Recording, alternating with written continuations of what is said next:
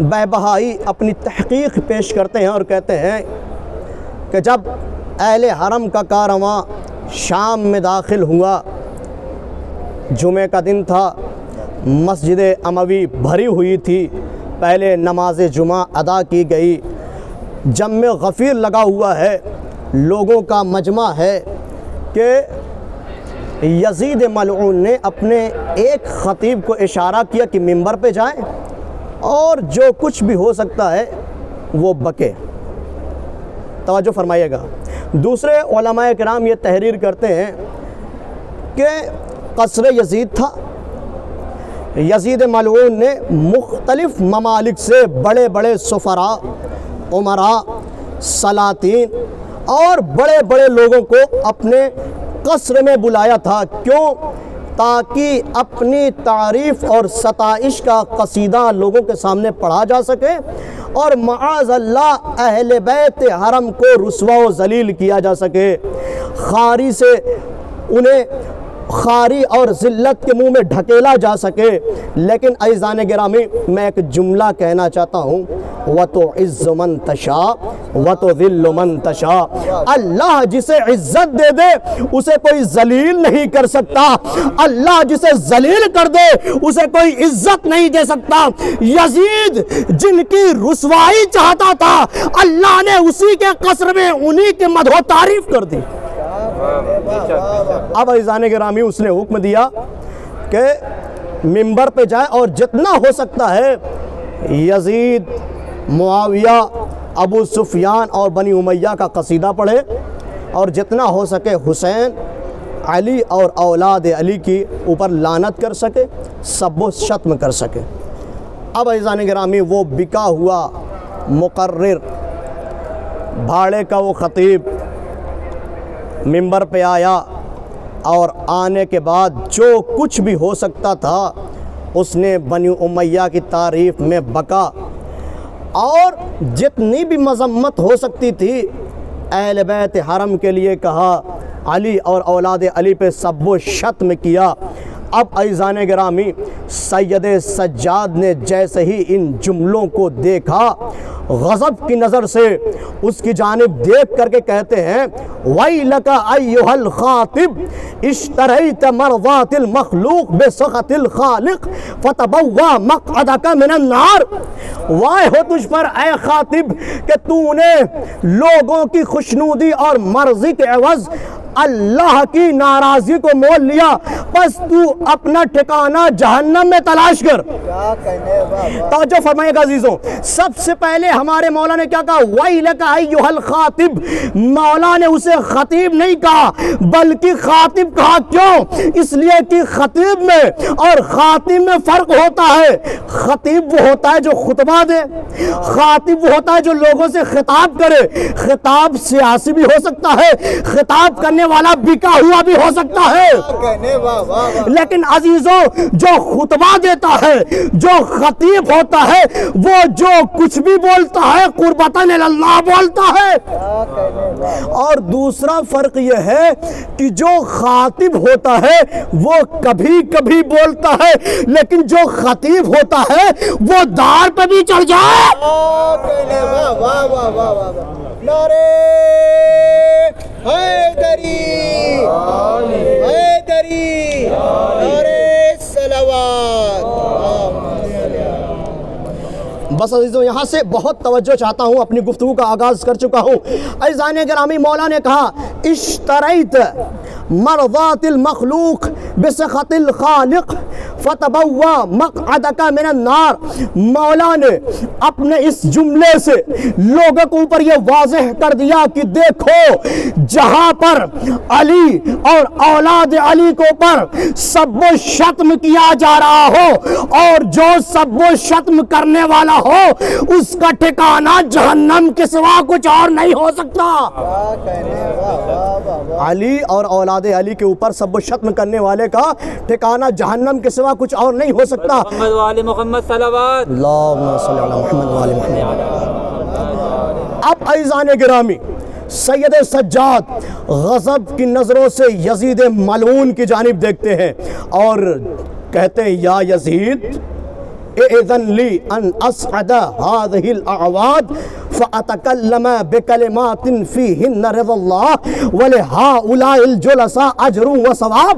اے یزید ہمیں اجازت دے کہ ہم اس لکڑیوں کے ڈھیر پہ جا کے بیٹھے، کیا کہنے بس وہ کلمات کہیں کہ جس میں اللہ کی رضا ہو اور ان بیٹھے ہوئے لوگوں کو اجر و ثواب مل سکے۔ عزیزان گرامی، سب سے پہلے تو مولا نے جو جملہ کہا یا یزید، یا یزید، عزیزوں یا یزید کہہ کر مولا نے یزید کی اوقات یاد دلا دی، اس لیے کہ یزید جو نشے سے لبریز ہوتا تھا، اپنی قوت و سلطنت کے غرور میں سرشار رہتا تھا، وہ اپنا نام بھول گیا تھا۔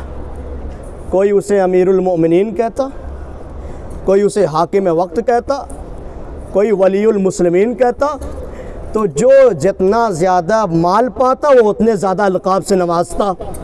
یزید اپنا نام بھول گیا تھا، مولا نے یزید کی آنکھوں میں آ کے ڈال کے کہا یا یزید، مولا یا یزید کہہ کے اس کی اوقات کو یاد دلا رہے ہیں کہ دیکھو بکے ہوئے اور ہوتے ہیں آل محمد کے گھرانے والے، آل محمد کے گھرانے والے اور ہوا کرتے ہیں۔ یا یزید اذن لی ان اسعد هذه الاعواد، مجھے اجازت دے کہ ان لکڑیوں کے ڈھیر پہ جا کے بیٹھوں۔ مولا نے یہ نہیں کہا کہ ممبر پہ بیٹھوں، بلکہ مولا نے کہا کہ ان لکڑیوں کے ڈھیر پہ بیٹھوں۔ عزیزان گرامی، مولا نے یہ بیان کر دیا کہ دیکھو جہاں پر علی اور اولاد علی کے فضائل بیان ہو وہ ممبر ہوتا ہے، لیکن جہاں پر علی اور اولاد علی پہ سب و شتم ہو وہ لکڑیوں کے ڈھیر کے سوا کچھ نہیں۔ اور عزیزوں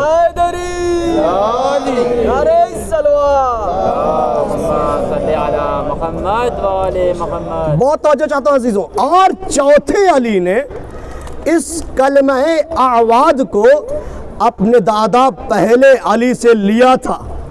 جب ہمارے مولا کو حکومت ملی، ظاہری خلافت ملی، تو ابھی تک روش اور طریقہ یہ ہوا کرتا تھا کہ جو بھی نبی کا بظاہر خلیفہ بنتا، جانشین بنتا، جب وہ منبر رسول پر جاتا تو رسول کا جو مقام تھا، جب پہلے والے صاحب بنے تو اس مقام کو چھوڑ کر دوسرے زینے پہ بیٹھے، جب دوسرے والے بنے تو پہلے والے کے عزت میں تیسرے پہ بیٹھے، جب تیسرے والے بنے تو وہ دوسرے کے احترام میں چوتھے پہ بیٹھے۔ اب جیسے ہی مولا امیر المؤمنین خلیفہ بنے ہیں، لوگوں کی نظریں علی کے اوپر ہیں، مسجد مدینہ بھری ہوئی ہے، علی چلے، پہلے زینے کو پار کیا، دوسرے کو پار کیا، تیسرے کو پار کیا، اور اس مقام پہ جا کے بیٹھے کہ جہاں پر رسول بیٹھا کرتے تھے۔ عزیزان گرامی، سارے مسجد والے دیکھ رہے ہیں، انہی لوگوں میں ایک منافق بھی بیٹھا تھا، اس کا ہاضمہ خراب ہوا، بکنے لگا ہے علی کہاں آپ ان کے احترام کو چھوڑتے ہوئے اس جگہ بیٹھے جہاں پہ رسول بیٹھا کرتے تھے۔ تو علی شاید آواز دیکھو یہ تین وہ ہے کہ جن کو پار کرنا میرا عین نصب ہے، میں وہ کرتا ہوں جو رسول چاہتے ہیں۔ اب عزیزان گرامی، علی نے پہلے کو پار کیا، دوسرے کو پار کیا، تیسرے کو پار کیا، اور چوتھے پہ بیٹھے۔ جب لوگوں میں سے ایک نے اعتراض کیا تو علی نے جواب دیا، دیکھ یہ تو لکڑیوں کا ڈھیر ہے، میں تو رسول کے کاندھوں پہ۔ ایک صلوات پڑھ دیں۔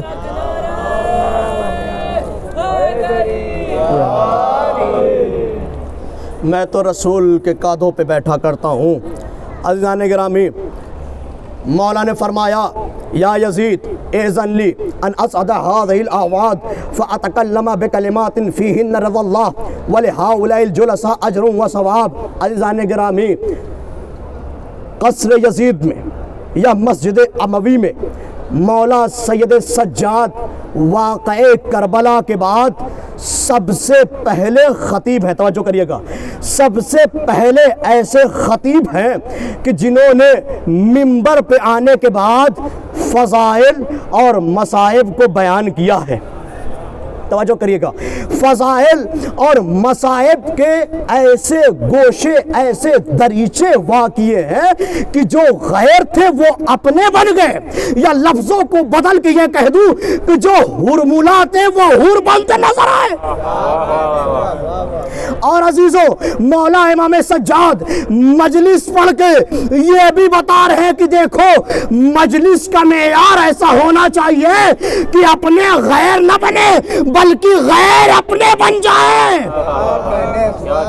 غیر بھی اپنے بنتے ہوئے نظر آئے۔ مولا نے کہا کہ میں اس منبر پہ جاؤں اور ایسے کلمات کہوں، لہٰذا میسج ہے، پیغام ہے کہ جب مجلس عزا برپا ہو تو کلمات ایسے ہو کہ جس میں اللہ کی رضا ہو اور سامعین کو اجر و ثواب ہو۔ فَأَتَكَلَّمَ بِكَلِمَاتٍ فِيهِنَّ رِضَا اللَّهِ وَلِهَا وَالْجُلَيْسَا اجر و ثواب۔ اب عزیزان گرامی، یہ یزید ملعون ہے جو اجازت نہیں دیتا، گھبرایا ہوا ہے، تھرایا ہوا ہے۔ اب لوگ کہنے لگے یہ یزید ہاتھوں میں ہتکڑیاں ہیں، پیروں میں بیڑیاں ہیں، گلے میں توقع خاردار ہے، ارے یہ لاغر ہے، کمزور ہے، انہیں چند کلمات بولنے کی اجازت تو دے دے۔ لیکن یزید ہے دشمن اہل بیت، یزید ہے ملعون، لیکن اہل بیت کی فضیلت کو جانتا ہے کہ جب یہ بولتے ہیں تو جتنے ہوتے ہیں سب کی دلوں پہ حکومت کرتے ہیں۔ جب بھی یہ زبان کھولے تو جو سامعین ہیں ان کے دلوں پہ حکومت کرنے لگتے ہیں، لہٰذا وہ جواب دیتا ہے اپنے پاس والے سے سرگوشی کہتے ہوئے کہتا ہے انہو من اہل البیت، یہ اہل بیت میں سے ہے، زق العلم زقن زقا، جنہیں علم ایسے دیا گیا ہے جیسے پرندہ اپنے بچے کو دانا بھراتا ہے۔ توجہ نہیں کر رہے ہیں عزیزوں، توجہ فرمائیے، زق العلم زقن زقا، انہیں دانا ایسے علم دیا گیا ہے جیسے پرندہ اپنے بچے کو دانا بھراتا ہے۔ پھر کہتا ہے ان اذن لہ، اگر انہیں اجازت دی گئی، لم ینزل، تو یہ اپنے منبر سے نہیں اتریں گے، حتی بفضیحتی و فضیحت آل ابی سفیان، جب تک کہ وہ مجھے اور آل ابی سفیان کو رسوا نہ کر دیں۔ وہ یزید جو ابھی تک نشے میں چور تھا، تخت اس کا، تاج اس کا، سپاہی اس کے، اسلحے اس کے، لوگ اس کے، فوجی اس کے، لیکن عزیزان گرامی پھر بھی ڈر رہا ہے، لگ ایسے رہا ہے کہ اسی کی تلوار اسی کو لگنے جا رہی ہے، اسی کے نیزے اسی کو لگنے جا رہے ہیں۔ لہٰذا کہتا ہے کہ اگر انہیں اجازت دی گئی تو یہ منبر سے اس وقت تک نہیں اتریں گے جب تک کہ یہ مجھے اور آل ابی سفیان کو رسوا نہ کر دیں۔ اب عزیزوں لوگ تھے سب کہنے لگے ارے یہ قیدی ہے، لاغر ہے، کچھ کلمات انہیں بھی بولنے کی اجازت دے۔ یزید مجبور ہوا، اجازت دیا۔ اب منبر پہ وہ آیا کہ جو وارث منبر ہے۔ منبر پہ آنے کے بعد آواز دی، سب سے پہلے حمد و ثناء الہی کی اور فرمایا ایھا الناس اعطینا ستا وفضلنا بسبع، اے لوگوں ہمیں 6 چیزوں سے اللہ نے نوازا ہے اور 7 ایسی چیزوں سے لوگوں کے اوپر فوقیت اور فضیلت عطا کی ہے جو کائنات میں کسی کو نہیں ملے۔ اب فرماتے ہیں اعطینا العلم والحلم والسماحت والفصاحت والشجاعت والمحبت فی قلوب المؤمنین، ہمیں علم دیا گیا، حلم دیا گیا، بزرگی دی گئی، فصاحت دی گئی، بلاغت دی گئی، شجاعت دی گئی، اور ہمیں ہماری محبت مومنین کے دلوں میں عطا کی گئی۔ اب عزیزان گرامی توجہ فرمائیے گا، مولا کہتے ہیں ہمیں علم دیا گیا۔ اب لوگ جو اہل بیت کی فضیلت کو یا تو جانتے ہی نہیں تھے یا تو جانتے تھے تو کچھ اس طریقے سے کہ علی اور محراب میں شہید ہو گئے۔ جب انہوں نے ایسے خطبہ سنا کہ جہاں پر جیسے ہی کوئی ممبر پہ جاتا تو سب و شتم کرتا، لعنت کرتا، گالیاں دیتا۔ 70 سال سے جو سلسلہ چلا آ رہا تھا، جب انہوں نے ایسے کلمات سنے تو تعجب کرنے لگے، کہنے لگے آخر یہ ہے کون کہ جو ایسے کلمات کہہ رہا ہے جیسے کلمات آج تک ہم نے سنے ہی نہیں۔ لہٰذا کان لگا کے لوگ سننے لگے، توجہ کرنے لگے اور کہنے لگے کہ آخر یہ کہنے والا کیا کہہ رہا ہے۔ جنہیں ہم دیکھ رہے ہیں کہ ہاتھوں میں ہتھکڑیاں ہیں، پاؤں میں بیڑیاں ہیں، گلے میں توکے خاردار ہے، جنہیں ہم باغی اور طاغی کے نام سے جانتے ہیں، وہ ایسے کلمات کہہ رہا ہے۔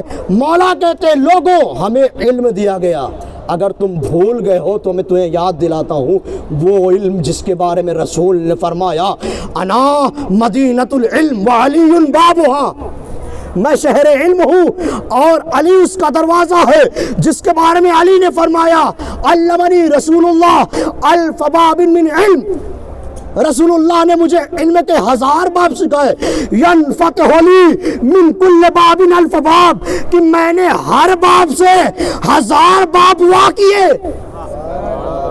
1000 باب کھولے۔ پھر فرمایا اعطینا العلم والحلم، ہمیں حلم عطا کیا گیا۔ عزیزان گرامی، جو صاحب علم ہوتا ہے یقیناً صاحب حلم وہی ہوتا ہے، اور جس کے پاس حلم ہوتا ہے وہی صاحب علم ہوا کرتا ہے۔ یہ دونوں ایک دوسرے کے لیے لازم و ملزوم ہیں۔ اعطینا العلم والحلم والسماحت، ہمیں بزرگی عطا کی گئی، ہمیں بزرگوار بنایا گیا۔ اے یزید، تو یہ سمجھتا ہے کہ قیمتی لباس پہن لینے سے کوئی بڑا ہو جاتا ہے؟ تاج سر پہ رکھ لینے سے کوئی بزرگ ہو جاتا ہے؟ تخت پہ بیٹھ جانے سے کوئی عظیم ہو جاتا ہے؟ یزید، اس زعم ناقص میں نہ رہنا۔ کبھی کبھی 23 برس کا سجاد ہوتا ہے، خدا کی نظر میں وہی بزرگ ہوتا ہے۔ اعطینا العلم والحلم والسماحت والفصاحت، اور ہمیں فصاحت عطا کی گئی۔ عزیزوں، جملے کو بغور سنیے گا، والفصاحت، ہمیں فصاحت عطا کی گئی۔ یزید، شراب کے نشے میں شعر کا لکھ دینا اور ہے، لہو و لعب میں، رقص و ناچ میں شعر کا بک دینا اور ہے۔ جس کے دعاؤں کو صحیفہ سجادیہ کا مجموعہ بنا دیا جائے اسے فصاحت کا سمندر کہا جاتا ہے، اسے فصاحت و بلاغت کا آسمان کہا جاتا ہے۔ والفصاحت والشجاعت، اور ہمیں شجاعت عطا کی گئی۔ اے یزید، تیری نسل ان سے ملتی ہے کہ جن کو رسول آواز دیتے رہے وہ پہاڑوں پہ بھاگتا رہا۔ ہم اس کے بیٹے ہیں کہ جو 3 دن کی عمر میں کلہ اشجر کے 2 ٹکڑے کر دیتے۔ نعرہ حیدری، نعرہ الصلوات۔ والشجاعت، ہمیں شجاعت عطا کی گئی۔ یزید، تخت تیرا، تاج تیرا، سپاہی تیرے، اسلحے تیرے، نیزے و شمشیریں و کٹارے تیرے، لیکن یزید، رسول نے فرمایا کلمۃ الحق عند الجائر افضل الجہاد، میں رسول کا بیٹا کلمہ حق کو عند الجائر سنا رہا ہوں، اسے شجاعت کہتے۔ یزید سن، تو بڑا غرور کر رہا ہے، تو بڑا زعم ناقص میں لوگوں کے اوپر حکومت کی داد و تحسین لینا چاہتا ہے۔ سن، والمحبت فی قلوب المؤمنین، یزید شمشیر، نیزے، کٹارے، تلواریں، اسلحے، فوجی، یہ تمام چیزیں، یہ تمام طاقتیں اپنے پاس رکھ کر لوگوں پر حکومت کر کے نازیبا الفاظ کہہ کے تو یہ سوچتا ہے کہ ہماری محبت لوگوں کے دلوں میں ہے۔ سن، بس لوگ سامنے تیرے قصیدے پڑھتے ہیں، جن کی محبت لوگوں کو دلوں میں ہے، وہ ہم اہل بیت،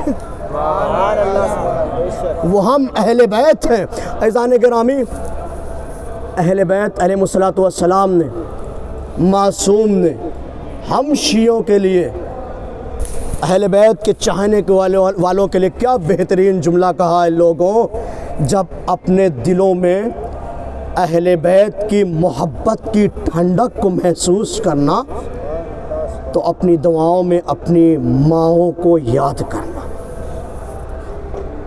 والمحبت فی قلوب المؤمنین.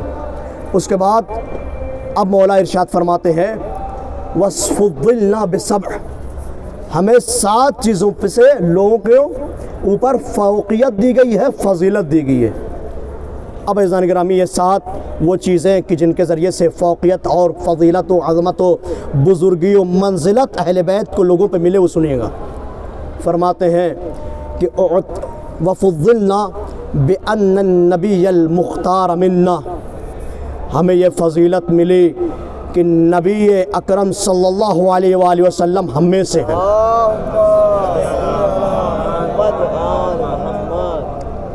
والصدیق منا.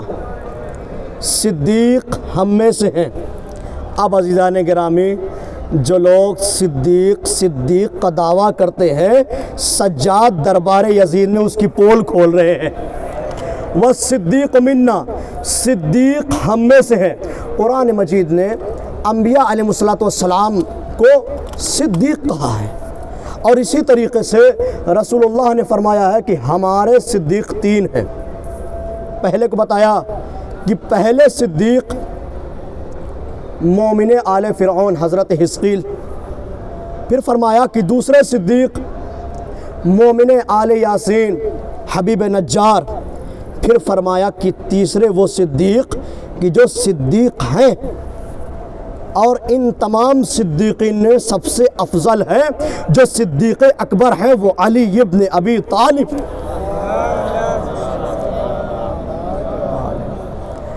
اور عزیزان گرامی اسی طریقے سے قرآن مجید نے صدیق 2 لوگ کے لیے کہا، خاص طور سے 2 لوگ کے لیے صدیق کا لفظ باقاعدہ قرآن مجید میں آیا.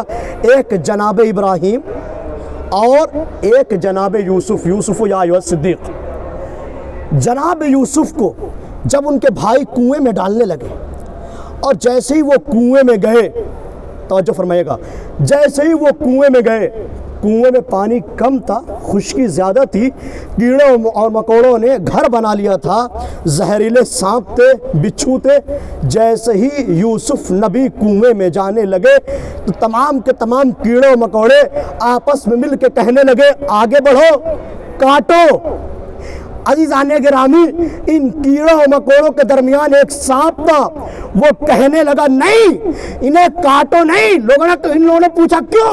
کہا اس لیے کہ یہ صدیق ہے. اس کا مطلب یہ ہوا کہ جو صدیق ہوتا ہے اسے سانپ نہیں کاٹتا. جو صدیق ہوتا ہے اسے سانپ نہیں کاٹتا. اب وہ کہ جو صدیق ہونے کا دعویٰ کرتا ہے اور یہ بھی کہتا ہے کہ غار میں سانپ نے کاٹا، غار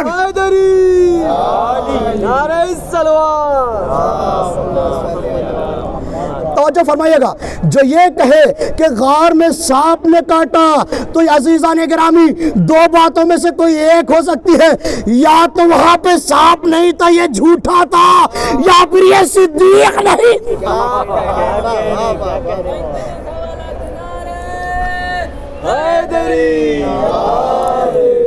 ٹھیک کو غلط، غلط کو ٹھیک نہیں کہتے. ہم ہاتھ پھیلانے والوں کو رفیق نہیں کہتے. اور جو ممبر رسول پر بیٹھ کے جھٹلا دے بنت نبی کو، ہم اس بغیرت کو صدیق نہیں کہتے. واہ سبحان اللہ سبحان اللہ.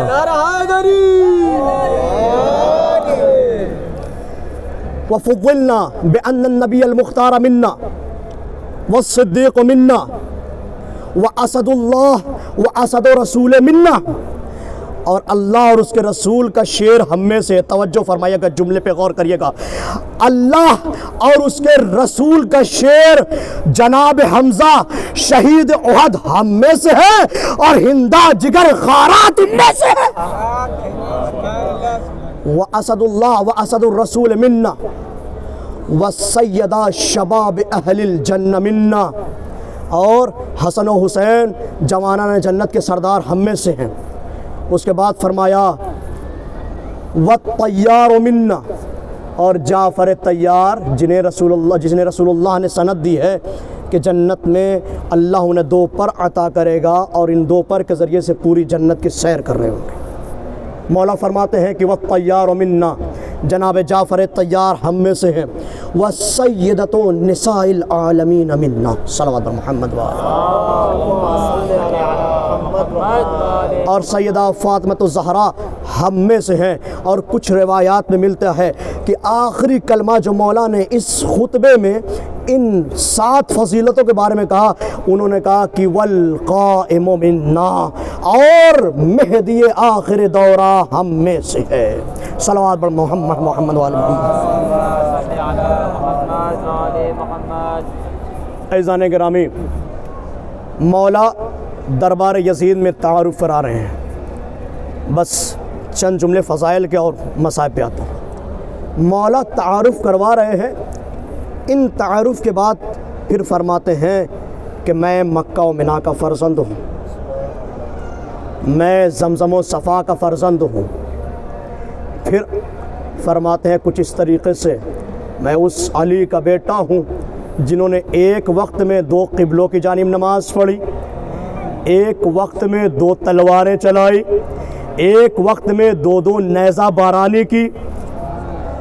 عزیزان گرامی، پھر جناب صدیقہ کے ذریعے سے اپنا تعارف کرواتے ہیں۔ اور عزیزوں، فضائل کے باب کو ختم کرنے کے بعد مولا مصائب کے باب کو کھولتے ہیں اور فرماتے ہیں کہ میں اس کا بیٹا ہوں کہ جسے کربلا کے میدان میں تڑپا تڑپا کے مارا گیا۔